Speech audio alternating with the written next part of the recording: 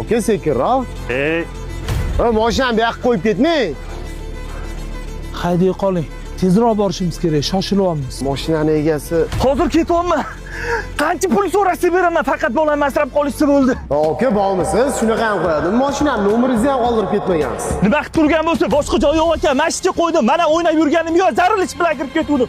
O'zingni ham mashinangni ham sotib olaman. Men sizga qo'yib ketayotganingizni aytdim. Biz ham shoshilib turibmiz. Ortiqcha gap so'z kerak emas, aka. Olmadim mashina. Nima muammo? Egzodjon, kerak emas.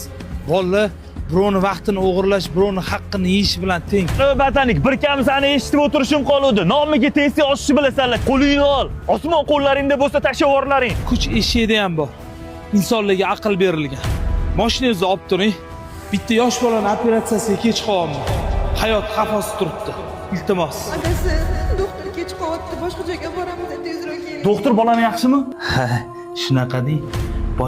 Boya hammani sotib olaman deyapti-siz. Farzandingizga nimadir bo'lganda boringizni berib ham hayotini sotib olmas edingiz. O'g'lingiz ahvoli yaxshi. Sizlar ham telefon nomersiz mashinalarni o't-o'tga qo'yib ketib, birovni qarg'ichiga qolish xohlamaysizlarmi? Unda karli lavosini skachatib olinglar. Shundoq nomerga olib kelib skaner qilasizlar, egasini telefon nomeri chiqadi. Xohlasanglar telefon qilasizlar, xohlasanglar SMS yozasizlar, ilovadan foydalanib ko'ringlar, videoni Shoprokilarga jo'natib qo'yinglar.